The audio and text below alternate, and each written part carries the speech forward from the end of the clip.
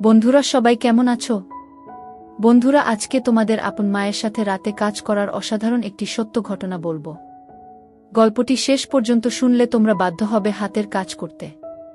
না হলে সবাই আমাকে কাজ করে দিয়ে যাবে, আমি বাধা দেব না।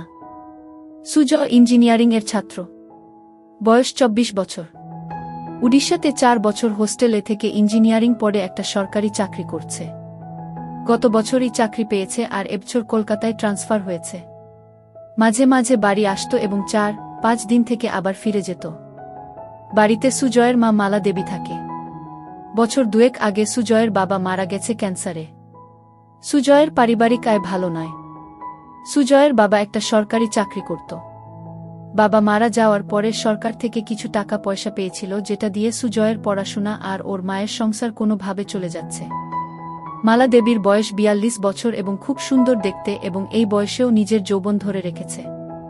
মালা দেবী স্বামী মারা যাওয়ার পরে একাই থাকত আর মনে মনে ভাবত ছেলের কলকাতায় ট্রান্সফার হওয়ার পরে ছেলের একটা বিয়ে দিয়ে ছেলে বউকে নিয়ে সুখে শান্তিতে থাকবে।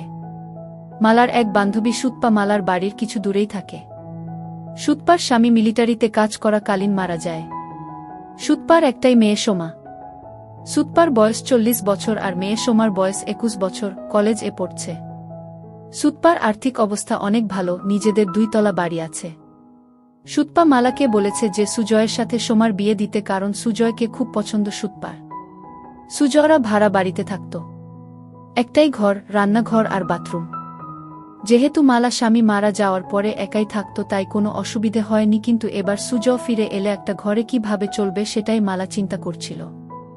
তাই একদিন মালা সুতপাকে এই কথাগুলো বলল। সুতপা সব শুনে বলল, মালা তোকে তো আমি বলেছি সুজয় কলকাতায় ট্রান্সফার হয়ে এলে এক শুভক্ষণ দেখে সুজয় আর সোমার বিয়েটা দিয়ে দেব, আর আমরা সবাই মিলে এই বাড়িতেই থাকব। এত বড় বাড়িতে শুধু আমরা 2 মা মেয়ে থাকি, তোরাও এখানে চলে এলে সবাই মিলে আনন্দ করে থাকা যাবে। মালা সুতপার কথা শুনে আনন্দে বলল, আমি ছেলে এলে ওর সাথে কথা বলে তোকে জানাবো। কিছুদিনের মধ্যে সুজয় ফোন করে জানালো যে শুক্রবার সে বাড়ি আসছে। প্রায় 8 মাস পরে সুজয় বাড়ি ফিরছে বলে সেদিন মালা ভালো ভালো রান্না করে রেখেছিল। তারপর স্নান করে একটা ভালো শাড়ি পরে ছেলের জন্য অধীর আগ্রহে অপেক্ষা করছিল। প্রায় 12টা নাগাদ সুজয় বাড়ির সামনে এসে দরজায় কড়া নাড়ল। মালা দরজা খুলে দেখল 4-5টা ব্যাগ হাতে আর কাঁধে নিয়ে সুজয় হাসি মুখে দাঁড়িয়ে আছে। ঘরে এসে ব্যাগগুলো নামিয়েই মাকে ধরল সুজয়। মালা ও সুজয়কে ধরে থাকল কিছুক্ষণ। তারপর ছেলের হাত থেকে নিজেকে ছাড়িয়ে মালা বলল, অনেক বেলা হয়ে গেছে সুজয়, যা স্নান করে নিয়ে আগে খেয়ে নে, তারপর না হয় ব্যাগগুলো থেকে সব বার করবি আর গল্প করা যাবে। সুজয় বলল, ঠিক বলেছ মা, খিদেতে পেট জ্বলছে, আমি তাড়াতাড়ি স্নান করে আসছি, তুমি খাবার বারো। এই বলে সুজয় বাথরুম এ চলে গেল। ভেতরে দেখল ওর মা ওর জন্য একটা হাফ প্যান্ট আর তোয়ালে রেখে দিয়েছে। তাই দেরি না করে ভালো করে স্নান করে সুজয় হাফ প্যান্ট পরে খালি গায়ে বাইরে এসে দেখল মা খাবার বেডে মেঝেতে বসে আছে। সুজয় মায়ের উল্টো দিকে বসে খেতে শুরু করল। খেতে খেতে মাকে দেখছিল সুজয় আর মনে মনে ভাবল যে মাকে আগের থেকে যেন আরো সুন্দরী লাগছে।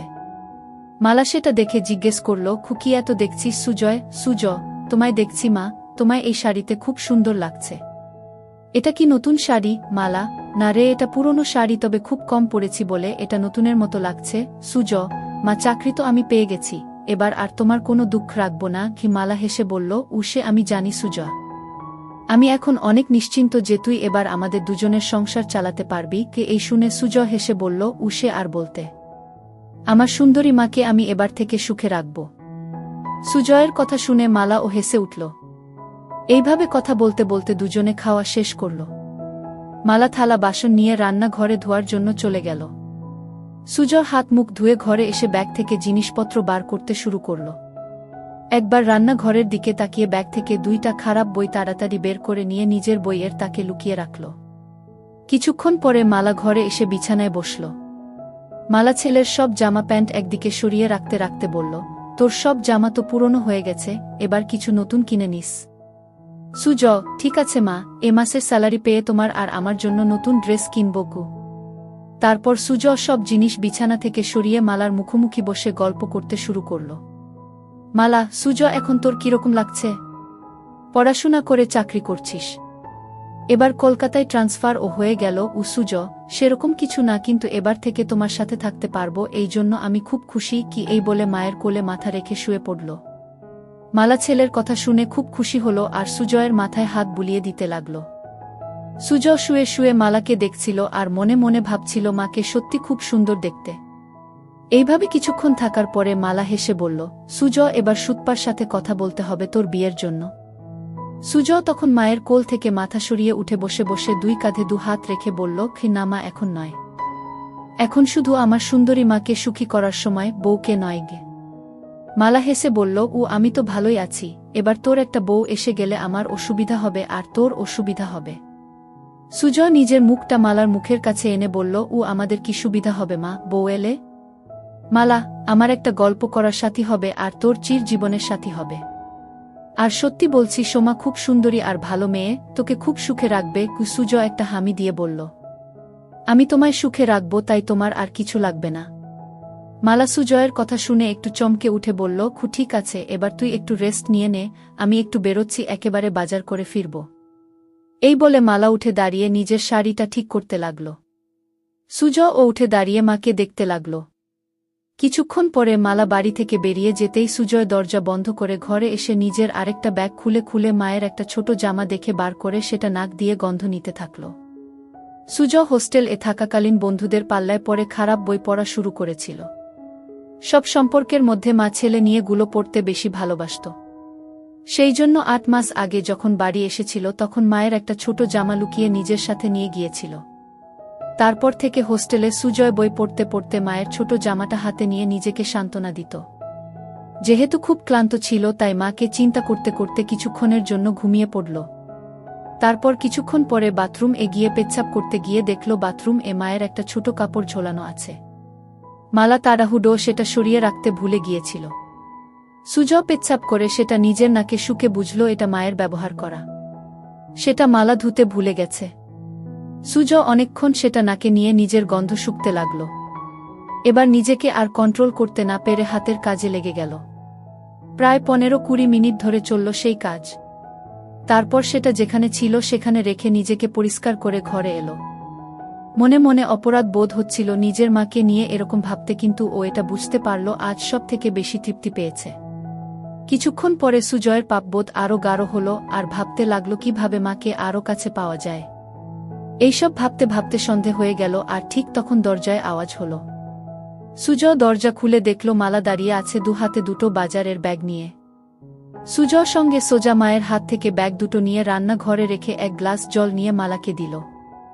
মালা বিছানায় বসে জলটা খেয়ে জিজ্ঞেস করল, সারা দুপুর আর বিকেল কি করলি সুজয়? একটু ঘুমিয়েছিলিস তো? সুজ, হ্যাঁ মা, অল্প ঘুমিয়েছিলাম গো।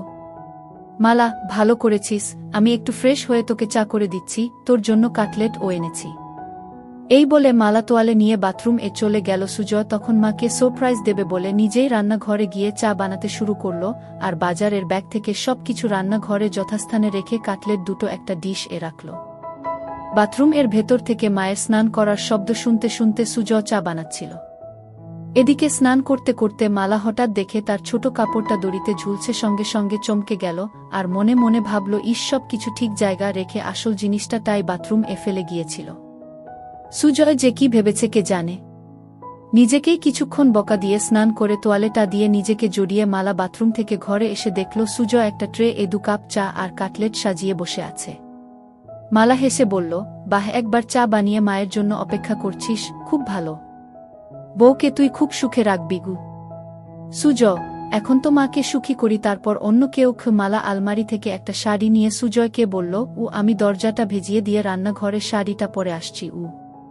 সুজ এগিয়ে গিয়ে মালার হাত ধরে বলল, তুমি এই ঘরে চেঞ্জ করে নাও, আমি রান্নাঘরে যাচ্ছি, তোমার হয়ে গেলে আমায় ডেকে নিও গিয়ে। এই বলে সুজ ঘরের দরজাটা ভেজিয়ে দিয়ে বাইরে অপেক্ষা করতে লাগল। ছেলের ব্যবহারে মালা খুব খুশি হয়ে ঘরেই ড্রেস চেঞ্জ করতে লাগল। সুজ দরজাটায় একটু ফাঁকা রেখে ভেজিয়ে রেখেছিল যাতে সেই ফাঁক দিয়ে ঘরে ভেতরটা দেখা যায়। সুজয় দরজার ফাঁকে চোখ রাখতেই ভিতরের দৃশ্য দেখে হতভম্ব হয়ে গেল। এদিকে মালা ততক্ষণে শাড়িটা পরে নিয়ে সুজয়কে ডাকল ঘরের ভেতরে আসার জন্য। সুজয় মায়ের ডাক শুনে একটু চমকে গিয়ে ঘরে ভেতরে এলো এবং হঠাৎ খেয়াল করল ওটা শক্ত হয়ে দাঁড়িয়ে আছে। কোনো ক্রমে এক হাত দিয়ে সামাল দিয়ে বিছানায় বসল। মালা তখন আয়নার সামনে দাঁড়িয়ে চুল আঁচড়াচ্ছিল, তাই ছেলের দিকে খেয়াল করেনি। সুজয় মালাকে ডাকল, কুয়েসো মা, চা আর কাটলেট ঠান্ডা হয়ে যাবে, খেয়ে নাও আগে গু। মালা, ঠিক আছে চল খেয়ে নি গি, এই বলে বিছানায় এসে সুজয়ের মুখোমুখি বসল। দুজনে একসাথে কাটলেট আর চা খেতে লাগল। মালা, বাহ সুজয়, চাটা তো খুব ভালো বানিয়েছিস গু। সুজয়, তোমার ভালো লেগেছে মা? আমি হোস্টেলে মাঝে মাঝে নিজেই চা করে খেতাম। মালা হেসে উঠে সুজয়ের গালটা ধরে বলল, সত্যি ভালো হয়েছে, আমার ছেলে এখন নিজের খেয়াল নিজে রাখতে পারবে গু। সুজয় ও তখন মায়ের গালটা ধরে বলল, কি তোমার ওসব খেয়াল রাখবে তোমার ছেলে গু? দুজনেই একসাথে হেসে উঠল। মালা, আচ্ছা সুজয়, তোর চাকরি শুরু কবে থেকে? সুজয়, আজ 25 তারিখ, পরের মাসের 10 তারিখে অফিস জয়েন করতে হবে। মালা, একটা কথা বলার ছিল। সুজয়, কি কথা মা, বলো। মালা, সুতপাকে তোর মনে আছে? সুজয়, সুতপা মাসি কেন মনে রাখবো না মা, আমায় এত ভালোবাসে। মালা, সেটা জানি, তোকে ভালোবাসে বলেই একটা প্রস্তাব রেখেছে গি। সুজয়, কি প্রস্তাব? মালা, সুতপা তোর সাথে সোমার বিয়ে দিতে চায় উ। সুজয় লজ্জা পেয়ে বলল, ও এখন আমি বিয়ে করব না গি। মালা, সুতপা বলেছে সোমার সাথে তোর বিয়ে হবার পরে আমরা সবাই ওর বাড়িতে থাকব। আমি বলেছি যে সুজয়ের সাথে কথা বলে জানাবো। তুই কি বলিস এ ব্যাপারে? সুজয়, বিয়ের ব্যাপারটায় আমায় একটু সময় দাও উ। মালা, বুঝলাম ছেলের লজ্জা করছে, ঠিক আছে তুই সময় নিয়ে চিন্তা করে আমায় জানাস। কিন্তু আমাদের ঘরটা খুব ছোট দুজনের জন্য। আগে তুই ছোট ছিলিস তাই কোনোমতে চলে যেত, কিন্তু এখন তুই বড় হয়ে গেছিস উ। সুজয়, এমন কিছু ছোট নয় আমাদের ঘর, আমাদের দুজনের জন্য যথেষ্ট উ। মালা, কিন্তু তোর অসুবিধে হবে, আমি যখন কাপড় চেঞ্জ করব তখন তোকে বাইরে অপেক্ষা করতে হবে, এছাড়াও এই একটা বিছানায় দুজনের হবে না গু। সুজয় মালার কথা শুনে মনে মনে বলল, ও আমি তো চাই তুমি ঘরে কাপড় ছাড়বে আর আমি দরজার ফাঁক দিয়ে তোমার দেখব। মালা সুজয়ের দিকে তাকিয়ে বলল, কি ভাবছিস এত? কি করবি সেটা তো বল। সুজয় সঙ্গে সঙ্গে বলল, না কিছু ভাবছিলাম না, তবে এখন ওখানে যাব না, কিছুদিন চাকরি করে স্যালারি জমিয়ে তারপর না হয় যাওয়া যেতে পারে গু। মালা, ঠিক আছে, তোর যেটা ভালো মনে হয় সেটাই হবে। ঠিক আছে তুই টিভি দেখ, আমি রাতের রান্নাটা করে নিই গি। এই বলে মালা চায়ের ট্রেটা নিয়ে রান্নাঘরে চলে গেল। সুজয় টিভি দেখতে লাগল, কিন্তু ভালো লাগছিল না। তাই সুজয় রান্নাঘরে গিয়ে দেখল মা এক মনে গুন গুন করে গান গাইতে গাইতে রান্না করছিল। সুজয় মাকে ধরে একটা হামি দিয়ে জিজ্ঞেস করল, মা আজ কি রান্না করছ? মালা চমকে উঠে হালকা হেসে বলল, আজ ডিমের ঝোল, ভাত আর আলু পোস্ত উ। সুজয় মায়ের কানে কানে বলল, তোমার হাতের রান্নার কোনো জবাব নেই মা গু। মালা নিজেকে কে ছাড়িয়ে নিয়ে বলল, এই দুষ্টু এখন ছাড় আমায়, না হলে রান্না করতে দেরি হয়ে যাবে। সুজয় আরও একটা হামি দিয়ে সরে দাঁড়ালো আর হেসে বলল, আমার মিষ্টি মায়ের হাতের রান্নায় আমার মন ভরে যায়। মালা হেসে বলল, এবার যা এখন থেকে, আমার রান্নাটা করতে দে গি। সুজয় তখন ঘরে চলে এসে আবার টিভি দেখতে লাগল। প্রায় 1 ঘন্টা পরে মালা এসে সুজয়ের পাশে বসল। মালা পুরো ঘেমে গেছে রান্না করতে করতে। সুজয় বলল, মা তুমি তো ঘেমে গেছ, শাড়িটা চেঞ্জ করে নাইটি পরে নাও উ। ছেলের কথা শুনে মালা বলল, আমি ভাবছিলাম তুই কি ভাববি তাই নাইটি পরছিলাম না। সুজয় অবাক হয়ে মালার দিকে তাকিয়ে বলল, আমি আবার কি ভাবব? যাও নাইটিটা নিয়ে এসে চেঞ্জ করে নাও, আমি রান্নাঘরে যাচ্ছি গু। মালা বলল, আমি বাথরুম এ চেঞ্জ করে নিচ্ছি, তুই টিভি দেখ গু। এই বলে মালা বাথরুম এ চলে গেল। সুজয় মনে মনে ভাবল, আরেকটা সুযোগ নষ্ট হলো মাকে ওভাবে দেখার। মালা বাথরুম এ গিয়ে নিজের গা ধুতে ধুতে রান্নাঘরে সুজয়ের ওইরকম ভাবে ধরার কথা ভাবতে লাগল।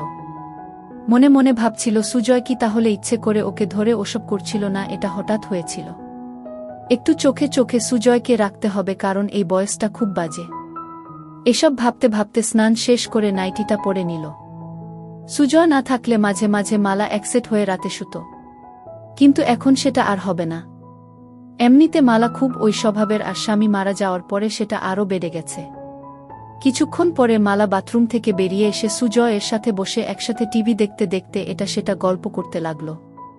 রাত প্রায় 10টা বাজে ঘড়িতে। এবার খাবার পালা, তাই মালা রান্নাঘরে গিয়ে খাবার বেড়ে নিয়ে এলো। সুজয় আর মালা দুজনে মেঝেতে বাবু হয়ে মুখোমুখি বসে খেতে শুরু করল। সুজয় খেতে খেতে মায়ের দিকে তাকাতেই দেখল মালা নিচু হয়ে যখন খাবার মুখে দিচ্ছিল তখন নাইটিটা নিচে নেমে যাচ্ছিল, আর সুজয় সেটা দেখছিল।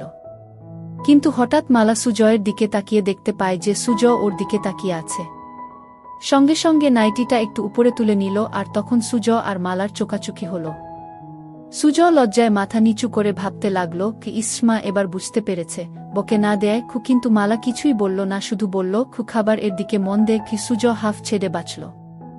এইভাবে দুজনের খাওয়া শেষ হল।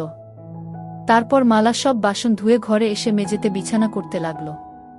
সেটা দেখে সুজয় জিজ্ঞেস করল, খিমা তুমি কি নিচে শোবে? মালা, হ্যাঁ রে, বিছানায় দুজনের অসুবিধে হবে। সুজয় সঙ্গে সঙ্গে মালার হাত থেকে সব কিছু কেড়ে বিছানা রেখে বলল, কু এই খাটে আমাদের দুজনের ভালো মতো হয়ে যাবে, তাই তুমি চিন্তা করো না গি। মালা কিছু একটা বলতে যাচ্ছিল কিন্তু সুজয়ের জেদে মুখে আর কিছু বলল না। কিছুক্ষণ পরে লাইট অফ করে দুজনে শুয়ে পড়ল। সুজয় ক্লান্ত ছিল তাই কিছুক্ষণের মধ্যে ঘুমিয়ে পড়ল। মালা শুয়ে শুয়ে সারা দিনের কথা ভাবতে লাগল। বিশেষ করে রাতে ছেলে যেভাবে এক দৃষ্টিতে তার দিকে তাকিয়েছিল। ভাবতে ভাবতে একটু গরম হয়ে পড়ল। মনে মনে চিন্তা করল যে এবার থেকে সুজয়ের সব কিছু ভালোমতো লক্ষ্য করতে হবে। এইসব ভাবতে ভাবতে মালা ঘুমিয়ে পড়ল। চিরকাল খুব সকাল সকাল ঘুম থেকে ওঠা মালার অভ্যাস।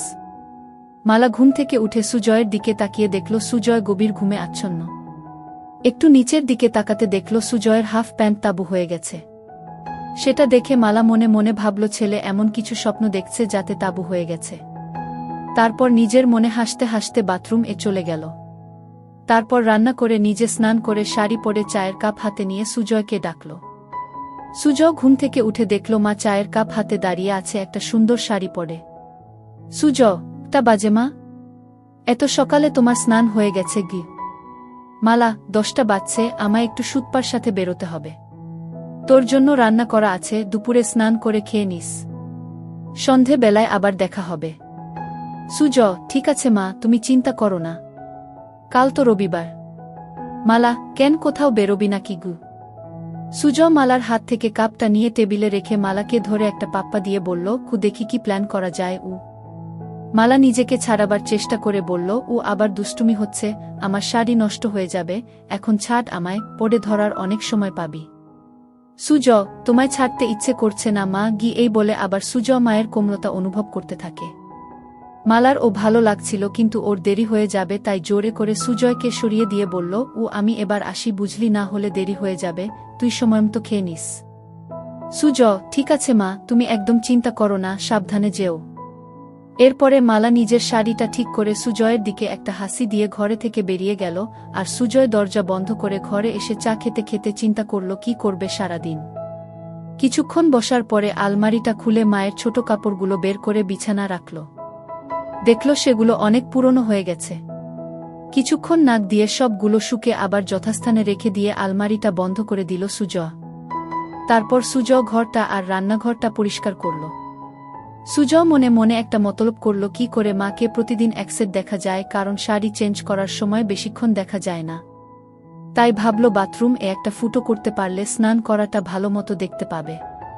একটা হাতুড়ি আর পেরেক নিয়ে বাথরুমের দরজায় সুজয় একটা ফুটো করে দিয়ে দেখল যে ফুটোটা একদম সঠিক জায়গায় হয়েছে, যেখান থেকে ভিতরের দৃশ্য স্পষ্ট দেখা যাবে।